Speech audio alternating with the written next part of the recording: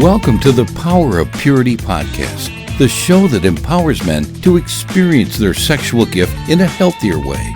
Now here's your host, Tony Ingracia. Hey guys, what up? Welcome back to the Power of Purity podcast. I'm really glad that you could be with me today. And as you know, I've started a new series of episodes that I'm entitling Understanding Your Story. And last week, I did kind of an introduction, and we covered Principle 1, which is every person's life is made up of many different stories.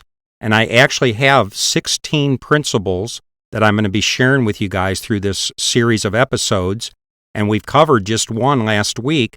So we're going to continue this week with Principle 2, and I'm just going to go ahead and jump right back in to Understanding Your Story. And Principle 2 is this: stories hold power in people's hearts and lives.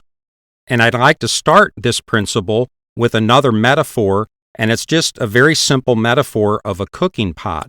So imagine if you were cooking, like in your kitchen, and you took a big pot out and you put it on the stove, that you could pour some kind of liquid into that pot, right? Like if you poured water into the pot would actually hold the liquid on the inside of it, right? And in much the same way, you guys, what I'm suggesting with this metaphor is that just like the pot can hold water, individual stories from a person's life are like the pot, and these stories can hold power in a person's heart and life. Or said another way, in the same way that you could pour water into a pot, imagine if you could somehow pour power, some powerful emotion, or some powerful force into a story of a person's heart and life. And I think a good way to illustrate the principle that I'm trying to convey here would be the character Jenny from the movie Forrest Gump. Do you remember Jenny? She was Forrest's best friend when he was growing up, and she was his only friend, in fact, when everyone else made fun of him, and they tormented him, they threw rocks at him, they chased him, because you remember he had a physical disability and he wore those braces on his legs and he could hardly walk. And if you remember, Jenny's mother died when she was a little girl, so Jenny is being raised by her father in this little white farmhouse. And it's basically a very uncool situation because Jenny's father is physically and verbally and sexually abusing her. And you might remember this very powerful scene in the movie when Forrest is over at Jenny's house. They're little kids. They're both little kids. And she runs into the cornfield in an attempt to escape her father. And she kneels down to pray in the cornfield. And she says, "Forrest, let's pray. Forrest, let's pray." And she begins to pray to God over and over again. "Please, God, make me a bird so I can fly far, far away. Please, God, make me a bird so I can fly far, far away. Please, God, make me a bird so I can fly far, far away." And you'll remember that after that, throughout the entire movie, Jenny comes in and out of Forrest's life, but she never stays for very long because Jenny can't stay in one place. And she's always on the run, trying to get away from whatever she's trying to get away from, as if she's trying to intuitively answer that prayer that she prayed is a little girl. Wherever I am, this isn't where I want to be. Let me get far away. So this is like a girl and then a woman on the run who's desperately trying to escape something. So we see these different series of scenes throughout the movie. She shows up when Forrest joins the military, and you'll remember this Black Panther slaps Jenny, and Forrest gets into a fist fight with the guy. And then he writes her a letter every day while he's in Vietnam. And then he names his shrimp boat the Jenny when he starts the Bubba Gump Shrimp Company in honor of his friend Bubba from Vietnam. And then later in the movie, Jenny just shows up again one day while Forrest is mowing the grass. And you might remember the scene because, in my estimation, it was very powerful as Forrest offers the following commentary. And then she was there. Jenny came back and stayed with me. Maybe it was because she had nowhere else to go, or maybe it was because she was so tired. because she went to bed and slept and slept and slept like she hadn't slept in years. It was wonderful having her home. Every day we'd take a walk, and I'd jabber on like a monkey in a tree, and she'd listen about ping-ponging and shrimping and Mama making a trip up to heaven. I did all the talking. Jenny most of the time was real quiet.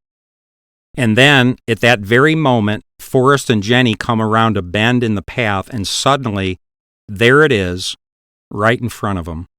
The abandoned and dilapidated old white farmhouse that Jenny grew up in with her father all those years ago, where she suffered all that abuse. The old farmhouse where Jenny had suffered the injustices perpetrated against her by her own father when she was a little girl. And at that moment, when Jenny sees the old farmhouse, she freezes in her tracks and stares in a kind of disbelief, as if she's just seen a terrible ghost from her past. And then suddenly, she marches toward the house with a kind of angry defiance.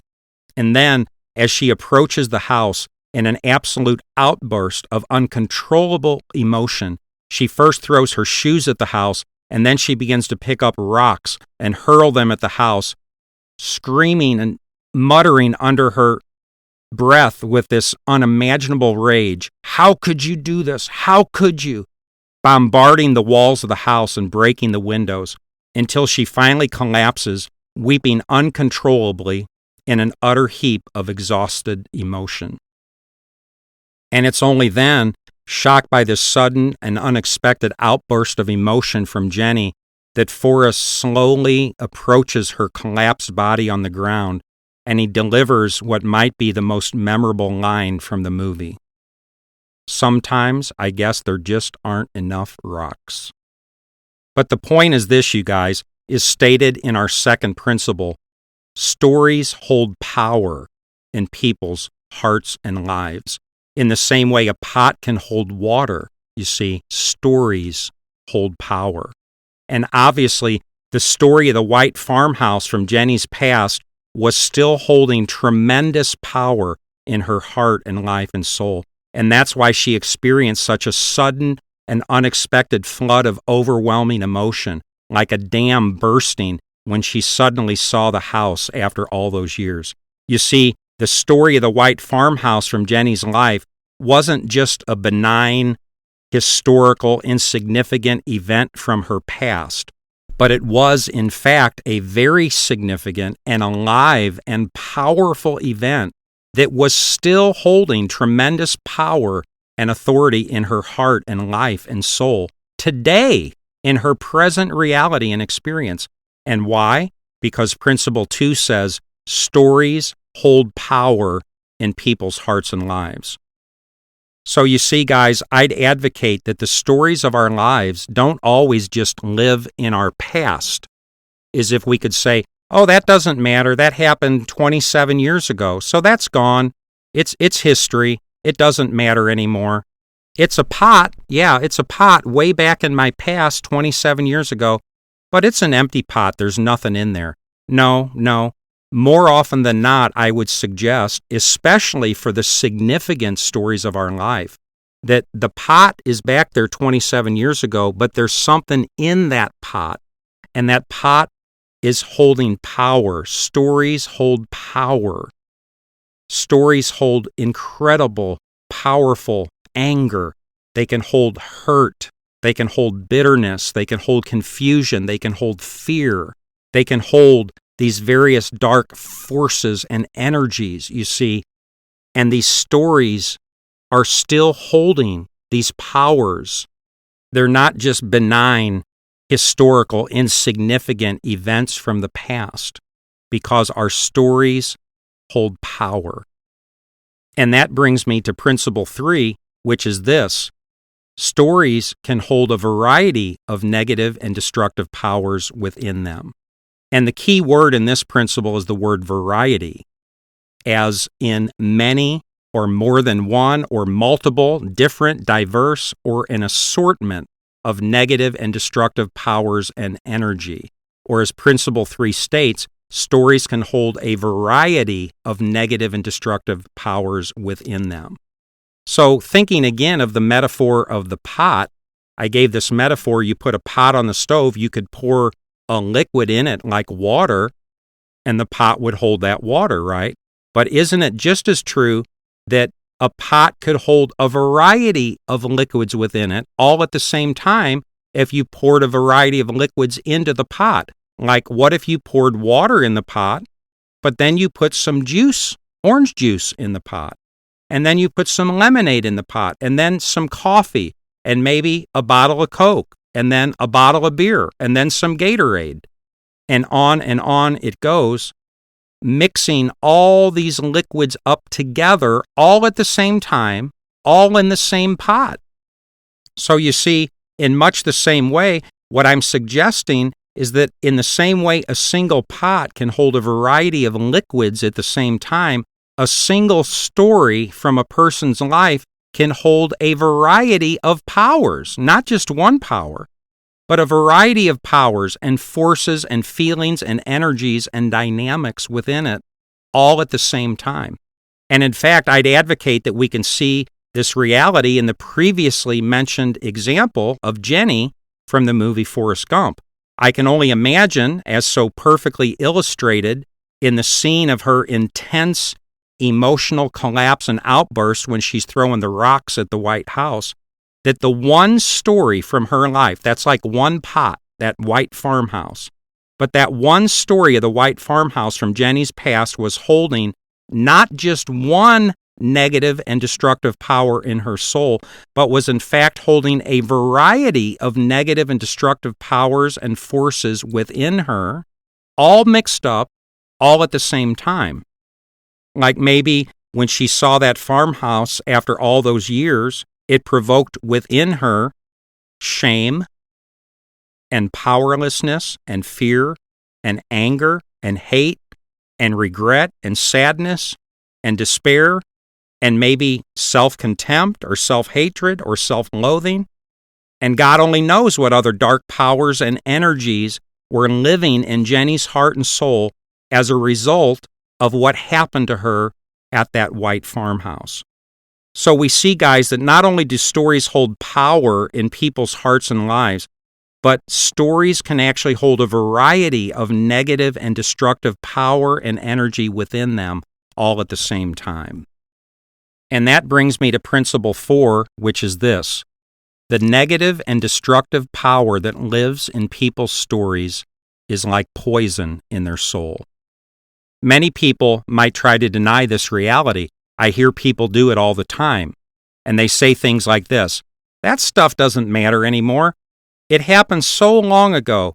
Bad things happen to everybody. It's no big deal. Out of sight, out of mind. I choose not to think about it. What good does it do to dwell on the past? There's nothing that can be done about it now. I got over that a long time ago. Easy come, easy go. Que sera, sera. It used to bother me, but it doesn't bother me anymore. And do you know what, guys?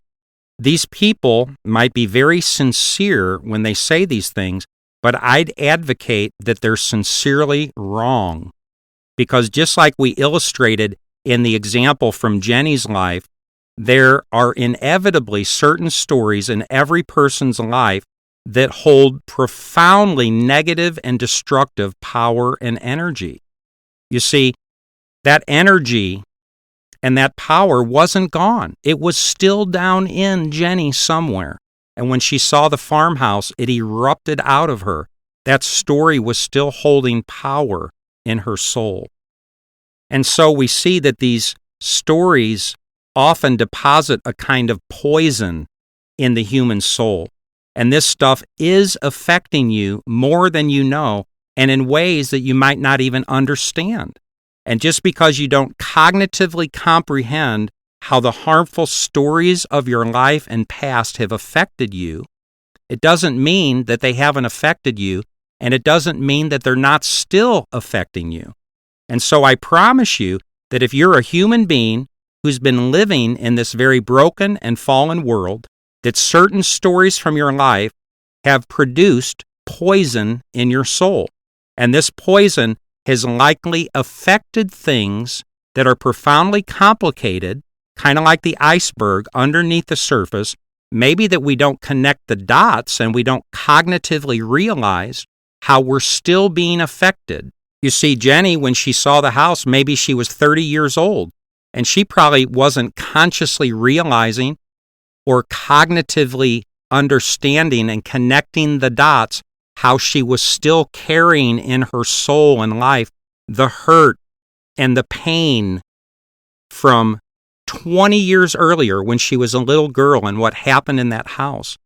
She wasn't consciously realizing it, but that doesn't change the fact that the power was still there in her soul, and it was still poisoning her in ways that maybe she didn't even understand. And so this poison can affect things like this: you and your relationship with yourself, you and your relationship with others, you and your relationship with God. Or said another way, it's likely affected your self-image or the way you see yourself. It's affected the way you see the world, the way you see others, your ability to trust others, your ability to connect in your relationships on an emotional level. Maybe it's affected how much shame you feel in your heart and life. Wow, did you ever think of that? I think shame is an incredibly powerful, negative, dark force in people's hearts and lives and soul, and they carry this shame with them, and they don't necessarily connect the dots back to some stories in their life when they were 11 years old or 14 or 15 or 17 years old, when certain things happened to them or when they did certain things, and that in these stories this power of shame was deposited, and they've been carrying that shame with them ever since then, you see, because stories hold power in people's hearts and lives. Or maybe there's been poison deposited in a person's soul, and it's affecting maybe their relationship with sex, how they see sex, how they feel about sex. Maybe it affects whether or not they can control sex or whether sex is controlling them. Maybe there's power in the stories of your past that are still today affecting your ability to be emotionally present to your partner during sex. Maybe it's affected how honest and vulnerable you can be with yourself, with others, and with God.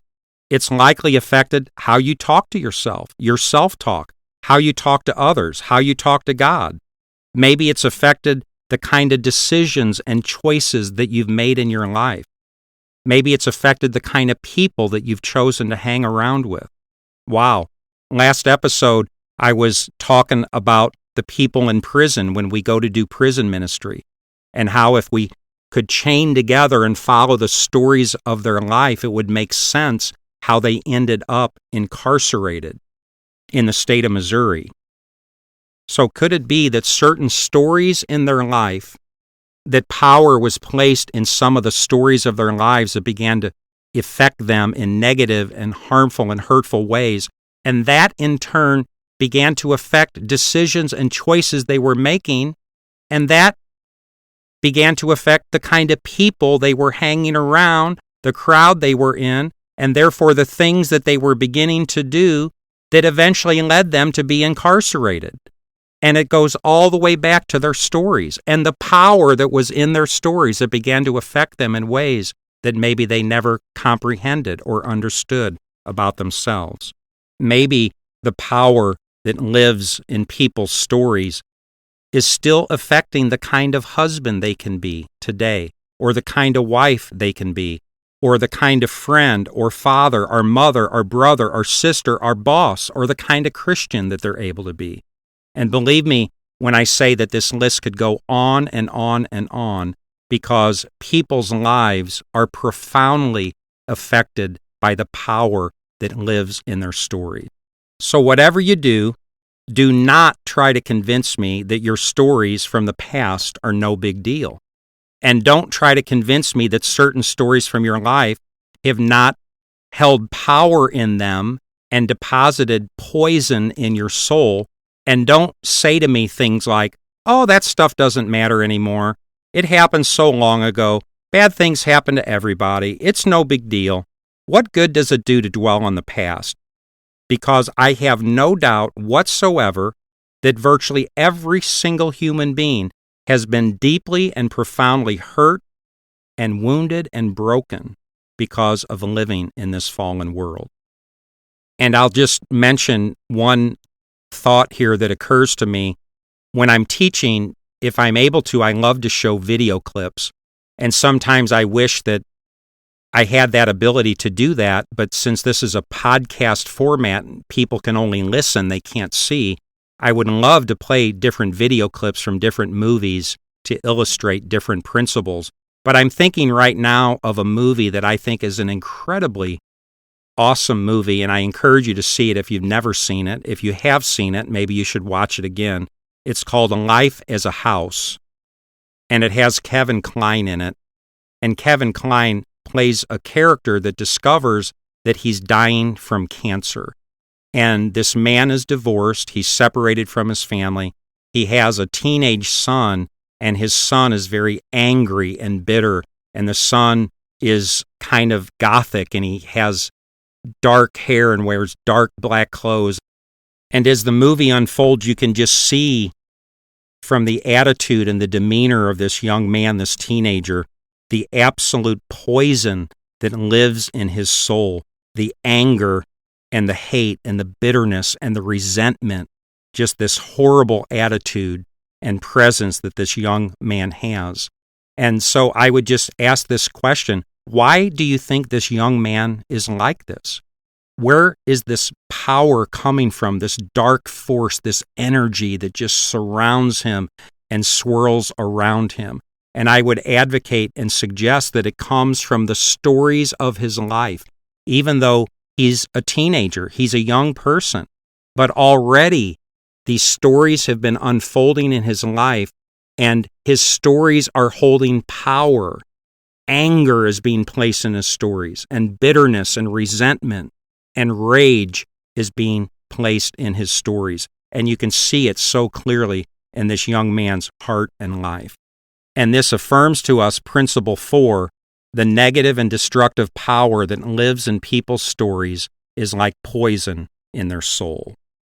And that brings me to Principle 5 of understanding your story, which is this. Some stories in people's lives hold more power than other stories.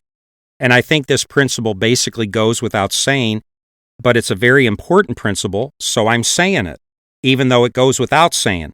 Some stories in people's lives hold more power than other stories. In fact, an intervention that I've used frequently as a counselor is an exercise that I call the top 10. And with this exercise, I ask people to make a list of the top 10 most wounded, broken, and painful events and or stories of their life. Or said another way, if you looked over the landscape of your entire life and you had to pick out the 10 most hurtful and painful events and or stories of your life, which 10 stories would you pick? And of course, some people might immediately have an allergic reaction to this exercise, and they might say something like, why in the world would I want to make a list of the 10 worst things that have ever happened in my life? Because I'd rather not think about those things, and I'd rather leave them in the past. And I certainly don't want to make a list of them. But the fact is, there's actually several very important reasons for this exercise, and I'll share just 3. Number 1, it helps a person identify the most wounded, broken, and painful places of their life and soul. Number 2, it helps a person identify the painful stories of their life that they have likely attempted to medicate and or anesthetize in unhealthy, if not destructive ways. Or said another way, this exercise might help a person begin to identify the origins or the sources or the beginnings of the most unhealthy and destructive habits and behaviors and hang-ups and addictions of their life. And number 3, it helps a person identify the areas of their heart and life and soul where they most need the healing and redemption of God. So the fact is, I'd advocate that it's very important for people to understand that some stories hold more power in their heart and life than other stories. And not only that, but it's important for people to identify those most powerful and hurtful stories from their life, because it's often these very stories that have held and continue to hold the most damaging and hurtful and destructive and toxic or poison power in their life and soul. And as an example of this principle, I'll mention the story of my wife's rape. And for those of you that know our story, you know that my wife, Sherry, was raped when she was 13 years old. And for our purpose here, I'm not going to go into all the gory details of that particular story of her life, except to mention two particular observations about this story. And the first one is this, that this story, the story of Sherry's rape, is included on the top 10 list of her life. Or said another way, obviously her rape is among the most hurtful and painful and toxic events of her life. And my second observation is this, that this one story from Sherry's life held amazing and significant and radical power in her heart and life and soul for years and years to come. And why? Because as we're learning in Principle 5, some stories in people's lives hold more power than other stories. And by the way, isn't it kind of interesting to think that something can happen in a person's life on one particular day, maybe when they happen to be 13 years old, or maybe they were 9 years old, or maybe they were 14 years old, and as a result of that single event that occurred in their life on that single day, that their life will be forever and unalterably changed, that the entire trajectory of their life has been so radically altered by that single event that happened on that single day of their life, that it will radically affect who they are and who they become, and it will forever radically and powerfully change the direction and the flavor of their life. And I'd suggest that virtually every person's life inevitably has particular events and stories that have occurred that have significantly and powerfully and radically affected them in profound and incomprehensible ways that have hurt and harmed their life. And why? Because Principle 5 says that some stories in people's lives hold more power than other stories. And in the way of one more example, I have no doubt that in my own life, I can identify certain events and stories that happened to me, or said another way, in the metaphor of the jigsaw puzzle, I can identify certain pieces of the jigsaw puzzle of Tony's life that had unbelievable power and that would radically affect my life in hurtful and harmful ways for years to come. For example, when I was 10 years old, I found my father's stash of pornography and XXX books. And it'd be hard for me to put to words, you guys, how profoundly and powerfully and dramatically that event, that single event of finding my father's pornography, would contribute and influence the trajectory of my life for years and years to come. And why? Because some stories in people's lives hold more power than other stories. And without a doubt, finding my dad's porn was a very significant, powerful story of my life and past. And by the way, guys, before we leave this point, I'd like to share just one other significant observation about this concept of the top 10 list.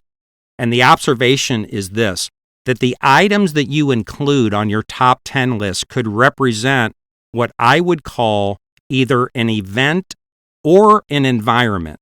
And let me try to explain the difference. An event is something that happened on one particular day of your life, one moment in time, such as the day that you were raped, the day your little sister was killed in the car accident, the day your father left your family, or the day you got beat up by your best friend. You see, these are situations that occurred in your life as an event, one particular event on one particular day. An environment, on the other hand, represents a situation in your life that was ongoing over a prolonged period of time, say, such as your father's anger, or your mother's alcoholism, or your physical disability, or your special needs brother, or the sexual abuse that your uncle perpetrated against you over a period of several years.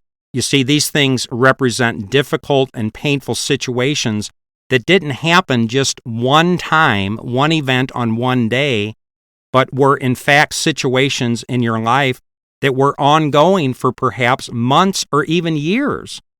So sometimes the most hurtful and painful situations of your life were events, and sometimes they were an environment.